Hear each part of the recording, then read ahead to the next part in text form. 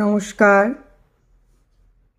এই বেদবাণীর 222 ও 224 নম্বর যে চিঠি প্রথম খণ্ডের এর ভাবার্থ বর্ণনা করতে গিয়ে শ্রী ঠাকুর এই গল্পটা বলতেন। প্রারব্ধ ভোগ।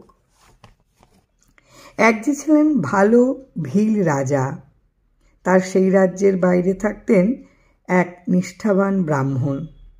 সে ব্রাহ্মণ অনেক বছর কঠিন সাধনা করে সিদ্ধি লাভ করেছিলেন। তিনি ছিলেন সদ্গুরু, সবাই তাকে ভক্তি করতেন।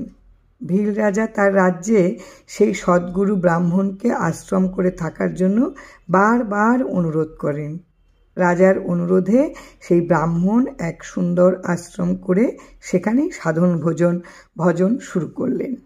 একদিন সেই আশ্রমে এক ব্রাহ্মণের ছোট ছেলে এসে হাজির হলো। ছেলেটিকে দেখে তার কথা শুনে সদ্গুরুর ভালো লেগে যায়। তিনি আশ্রমেই তাকে থেকে যেতে বলেন। ছেলেটি এখন আশ্রমেই থাকে।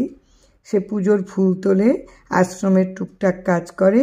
বেশ কিছুদিন পর এক ভালো দিনে সেই সদ্গুরু তাকে কৃপা করে আশ্রয় দিলেন, ভগবানকে ডাকার মন্ত্র শেখালেন।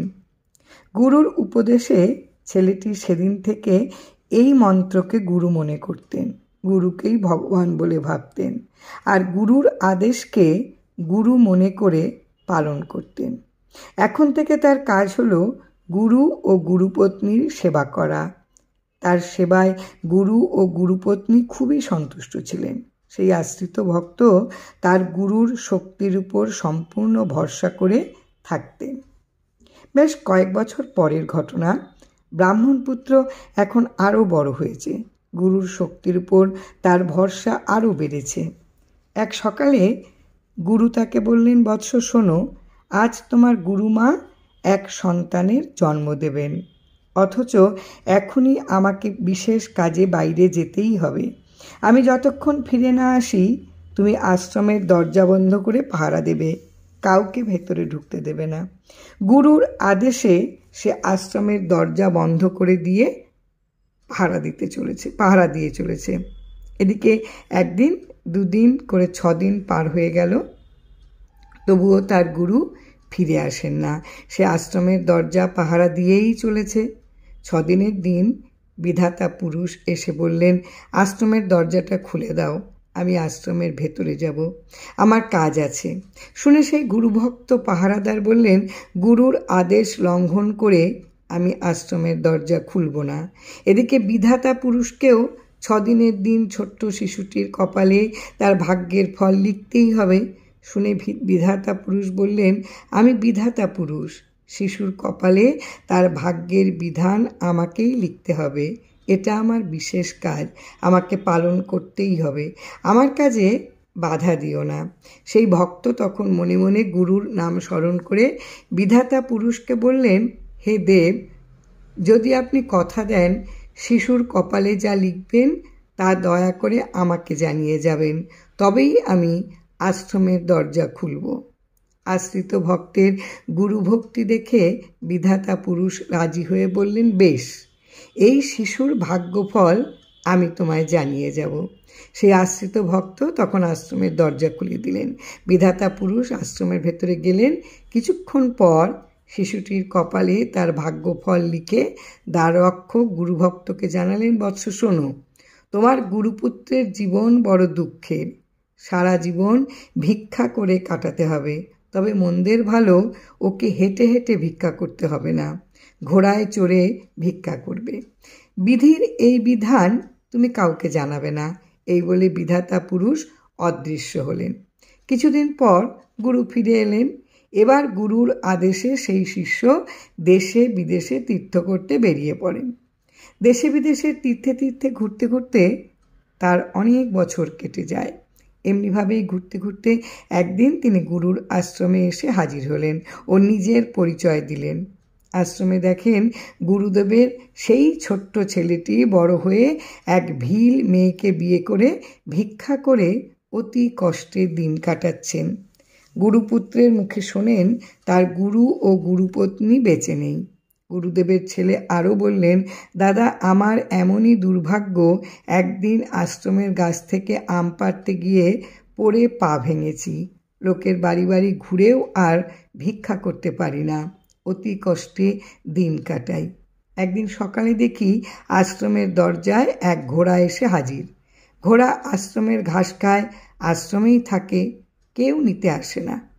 বাধ্য হয়েই সেই ঘোড়ায় চড়ে ভিক্ষা করে আমাদের দিন যায়। এই ঘোড়াটি আমার এখন একমাত্র সহায়। সঙ্গে সঙ্গে সেই আশ্রিত ব্রাহ্মণ ভক্তের মনে পড়ে গেল অনেক বছর আগের কথা, যখন এই গুরুপুত্রের বয়স 6 দিন। সেদিন বিধাতা পুরুষ তার ভাগ্যে লিখে দিয়েছিলেন, তা সত্যি হয়ে হাজির হলো। গুরুভক্তির জোরে আর গুরুর আশীর্বাদে সাধনায় সিদ্ধি লাভ করে সেদিনের সেই আশ্রিত গুরুভক্ত ব্রাহ্মণ মুখে যা বলেন তাই ফলে। লোকের খুব উপকার হয়। প্রারব্ধের বা বিধাতার বিধানে গুরুপুত্রের অবস্থা দেখে তিনি খুব দুঃখ পেলেন।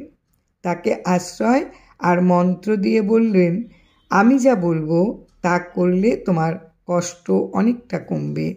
আমি যা বলি তাই করো। কাল 2 জায়গায় ভিক্ষা করে তোমার ভিক্ষার সম্বল ওই ঘোড়াটাকে হাটে যে দাম করে তোমার ভিক্ষা করে যা হবে সেই সম্বলটা ওই ঘোড়াটাকে হাটে যে দাম পাও সেই দামেই বিক্রি করে দেবে। তারপর সেই পয়সায় জিনিসপত্র কিনে মনের আনন্দে বাড়ি ফিরে এসে লোকজনকে ডেকে খাওয়াবে, আনন্দ উৎসব করবে।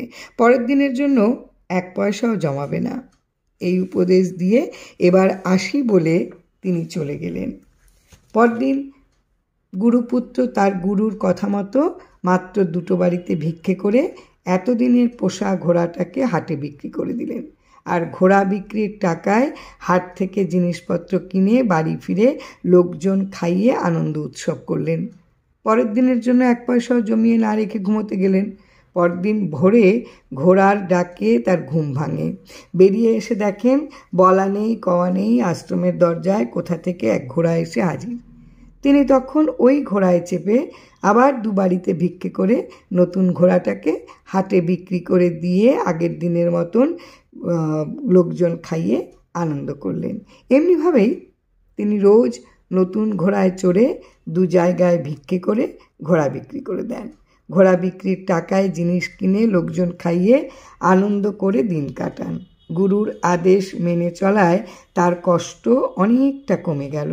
আসল কথা হলো, সদ্গুরু জানেন বিধির বিধান বিফলে যাবার নয়, আশ্রিতের কষ্ট লাঘব করাও গুরুর কাজ।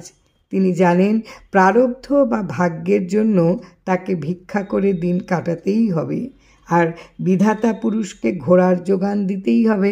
কেননা বিধাতা পুরুষ তো লিখে দিয়ে গেছিলেন যে ভিক্ষা করে দিন যাবে কিন্তু ঘোড়ায় চড়ে। তাই তিনি বুদ্ধি করে তার আশ্রিতের কষ্ট দূর করে দিলেন। উপদেশে ঠাকুর বলেছেন, প্রারব্ধ ভোগ করতেই হয়, প্রারব্ধ খণ্ডন কেউ করতে পারেন না।